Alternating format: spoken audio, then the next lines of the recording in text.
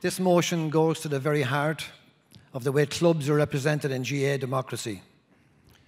Being a Congress delegate is an honour and a privilege, as it is for all here present. However, we are also responsible for ensuring GAA democracy is done and, above all, seen to be done. And we're accountable because of the potential for reaching decisions made in this room impacting on thousands of homes and families. This motion goes, as I say, to the heart and soul of what we're about in the GAA: honesty, openness and democracy. We believe that it's in the interest of the GAA membership that the association is clearly transparent and accountable, and decisions are made beyond any innuendo or question mark.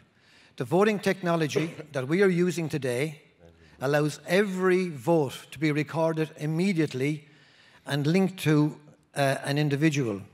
It can also be immediately put on an iPhone or put on display. The technology allows that to happen.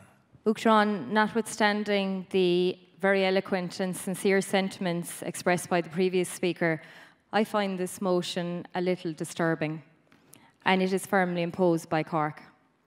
I'm a firm believer in the power of the club within our association, and very proud and honoured to have been elected to represent the clubs of Cork as their PRO, Vice Chairperson and now Chairperson.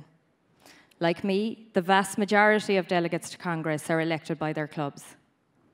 If clubs are electing representatives whose judgment and integrity they cannot trust in voting at Congress, how can they justify electing these same people to lead the association within our counties?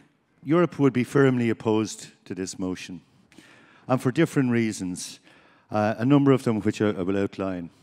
The first is about concepts of respect and trust. We elect our delegates to come to this Congress, and we trust them to make decisions based on an informed debate. We don't come here with mandates. Some counties do, some don't. But what will happen if this goes through, and those results will be published, and yes, normally, and in many walks of life, I would appreciate transparency. But this is going to lead to campaigns of vilification, ostracization, and singling out people so that they can be pilloried for the year ahead, or many years ahead. It'll lead to witch hunts, and it'll lead to the exact opposite of perhaps what the good intentions of the motion framers were about. Seamus Hickey, the Gaelic Players Association. We'd just like to go on record that we support this motion. We support it as a progressive step in accountability and transparency in our association, but also we see the inherent benefits in geographical and playing code voting information on motions relating to playing of our inter-county games. So, thank you very much.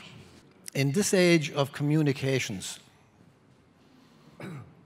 I'm appalled to hear someone say that asking people to say what they did in this association could be construed as a witch hunt.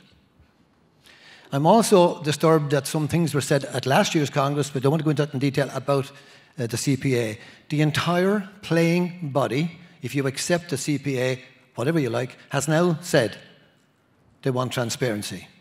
If you're in favour of the Wexford motion, you press 1. If you wish to oppose the Wexford motion, you press 2.